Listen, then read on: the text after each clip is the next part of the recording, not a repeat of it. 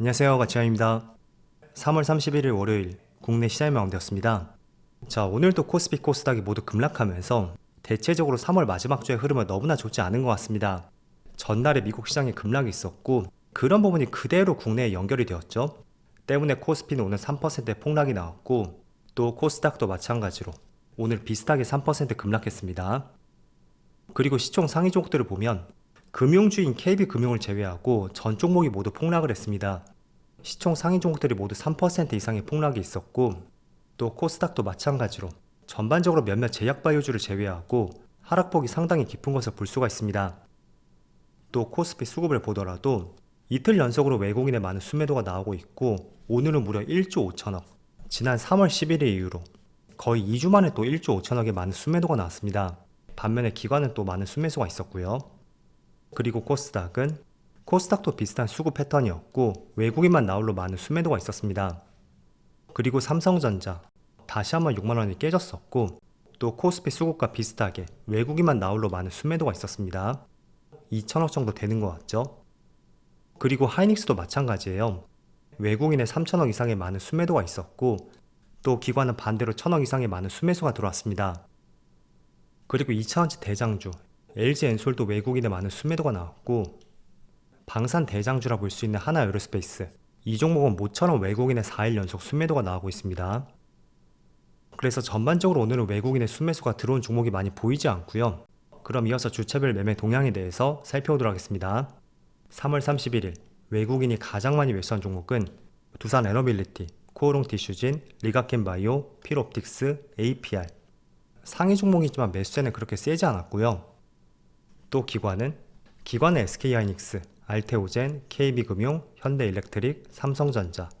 그래도 반도체 쪽에 많은 집중을 했던 것 같습니다. 이어서 해증시를 보겠습니다. 우선 전날에 미국 증시가 다시 한번 급락하면서 나스닥이 17,300포인트까지 2.7% 급락이 있었습니다. 그래서 지금의 추세라면 제가 한 차례 제시했던 17,300포인트 있죠? 여기를 충분히 깨고 내려갈 가능성이 있을 것 같아요. 그 근거는 몇 가지 시장 흐름이라든지 또 3일 동안의 시장의 낙폭을 봤을 때 그 힘이 굉장히 강하다는 것을 알 수가 있습니다. 그래서 국내 시장도 마찬가지고요. 지금은 추가적인 하락을 조금은 대비를 해야 됐고 그 말은 적극적인 매수에 대해서는 신중하게 고민할 필요가 있다는 뜻이 될 수 있습니다. 그래서 전날에 나스닥이 마이너스 2.7%가 나왔고요. S&P 500도 마찬가지로 2% 급락이 나왔습니다. 그리고 다우지수는 마이너스 1.7%, 또 반도체는 무려 3%의 폭락이 나오면서 오히려 직전 저점을 깨고 내려갔습니다. 그리고 추가적으로 아시아 증시를 보면 먼저 일본 니케이가 4%의 폭락이 나오고 있고 마찬가지로 직전 저점을 깨고 내려갔죠. 그리고 대만도 3.7% 급락이 나오고 있습니다. 또 중국도 1% 빠지고 있고요. 자, 그래서 오늘 코스피 코스닥도 시장 흐름이 굉장히 좋지 못하고 있고요. 지금 촬영 시점이 1시 반쯤 되었거든요. 코스피도 마찬가지로 직전 저점 3월 초에 형성이 되었던 그 저점을 깨고 내려갔습니다. 때문에 그렇다는 것은 조금 더 아랫방향으로 향할 가능성이 있으니까 오늘 급락이 나왔고 2500포인트가 깨졌으니까 한번 매수해볼까? 물론 결과적으로는 좋은 선택이 될 수도 있겠죠. 하지만 보편적인 경우를 봤을 때는 저는 조금 더 관망을 해보고 현금도 하나의 종목이다 이런 생각과 함께 시간을 조금 더 가져가 보자는 말씀을 드리겠습니다. 자, 그리고 국내 시장은 오늘부터 공매도가 재개가 되잖아요. 그래서 그런 부분도 하나의 리스크가 될 수가 있고요. 또 단순히 기술적인 흐름만 보더라도 지난번 3월 중순에 전고점 부근 더 이상 뚫지 못하고 그 직전 저점을 깨고 내려갔습니다. 그리고 제가 지난주에 말씀드렸던 것이 코스피의 추세를 보자고 말씀드렸었죠. 그 추세를 지금 보면 자, 확연하게 추세가 깨진 것을 볼 수가 있습니다. 지난번에 저점이 계속 높아졌다면 금요일 한 차례 급락이 나오면서 반등을 기대를 해볼 수가 있었는데 이번에 추세가 깨지면서 4개월간 이어졌던 이 흐름이 오늘부로 바뀌었다고 정리를 해볼 수가 있습니다. 자, 그래서 그동안은 주가가 조금씩 빠진다고 해도 여전히 추세는 살아있었거든요. 그래서 저점 매수 관점으로서 우리가 한번 대응을 해볼 수가 있었다면 지금은 추세가 완전히 깨진 자리예요. 그래서 지금은 짧게 가져가는 것이 맞은 시장이 있고 여기서 어떤 적극적인 매매를 하는 것은 좋은 자리는 아니다 이런 말씀 드리겠습니다.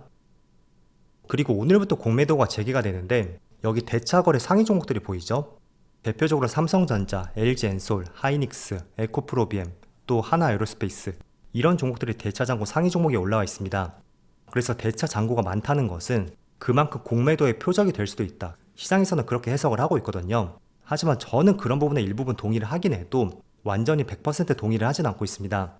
어쨌든 대차 잔고가 많다고 해도 여전히 업황이 살아있다면 무작정 공매도가 들어오기는 어려울 수가 있거든요. 그래서 아무리 대차 잔고가 많다고 해도 그 많은 업종 안에서도 업황 개선 여지라든지 또는 기대를 해볼 수 있는 부분들, 그런 것들이 훼손되지 않은 종목이라면 너무 크게 염려할 필요는 없는 것 같습니다. 다만 지금 시장이 불안정한 것은 저는 공매도 재개는 극히 일부분이고요. 전체적으로 글로벌 시장 흐름이 좋지 않기 때문에 그게 훨씬 중요한 요소라고 생각이 되거든요. 대표적으로 이번 주 수요일부터 미국의 상호 관세가 시작이 될 것이고, 또 지난주 금요일에는 2월 PCE 물가지표가 발표가 되었죠. 그런데 근원지수가 예상치를 상회하면서 시장이 인플레이션과 스태그플레이션에 대해서 걱정을 나타내고 있다는 뉴스도 계속 나오고 있습니다. 그리고 추가적으로 지금 이런 내용뿐만 아니라 우리가 한 번 더 다시 주목해 볼 수 있는 내용, 바로 엔캐리 트레이드 청산입니다. 작년 8월쯤에 처음으로 이런 내용이 화두가 되었었죠. 그런데 이게 또 추가적인 리스크로 작용이 될 수도 있거든요. 최근에 미국의 소비자 물가지수를 보세요. 작년 10월부터 해서 물론 지난달은 조금 빠졌지만 추세적으로 봤을 때는 계속 상승 흐름이 이어지고 있습니다.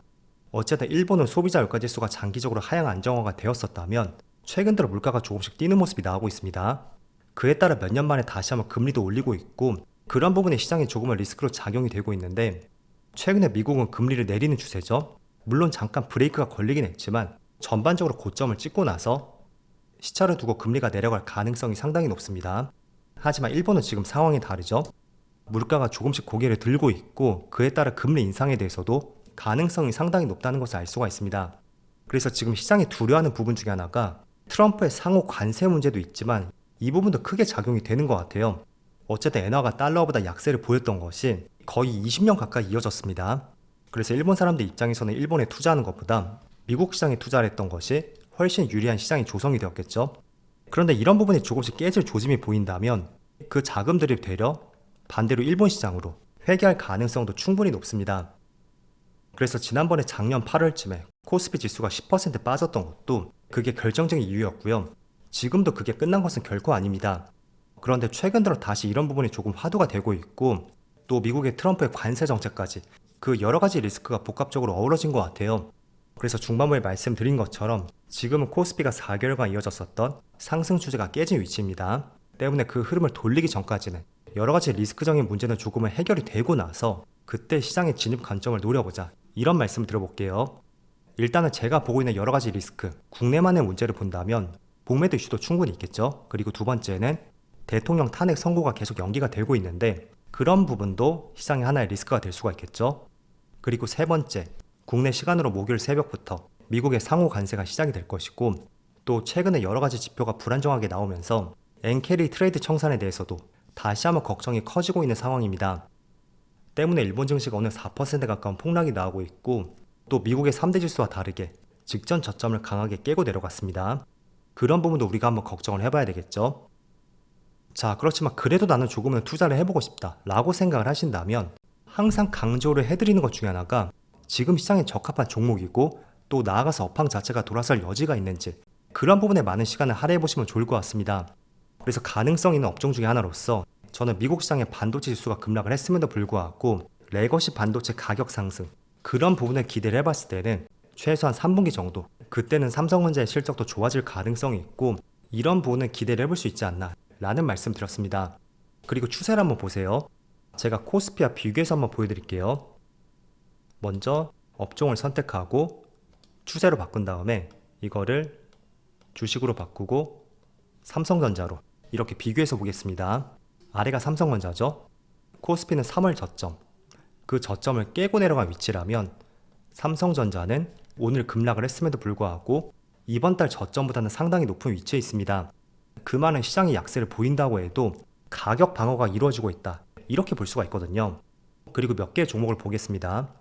또 하이닉스도 마찬가지죠. 오늘 비록 3.8% 급락이 나옴에도 불구하고 여전히 직전 저점보다는 높은 위치에서 움직이고 있습니다. 때문에 미국 시장은 반도체 관련주가 좋지 못하다고 해도 국내의 정통적인 반도체 업종들, 그쪽은 그래도 시장보다는 흐름이 나은 것 같다, 이 점을 체크를 해볼 수가 있고, 한번 여러분들도 코스피 코스닥과 비교를 해보시면서 내가 바라보이는 업황과 종목들, 그게 시장보다는 나은 흐름을 보여주고 있는지 이런 부분에 많은 집중을 해보시면 좋을 것 같습니다. 어쨌든 그래도 시장 자체는 여전히 좋지 않으니까 아무리 코스피 지수보다 흐름은 괜찮다고 해도 선택과 집중은 꼭 필수적이라는 말씀을 드리겠습니다. 자, 그럼 오늘도 정말 어려운 시장이었는데 3월 마지막 날도 정말 고생 많으셨고요. 저는 내일 영상에서 다시 찾아뵙도록 하겠습니다. 모두 즐거운 저녁 되세요. 감사합니다.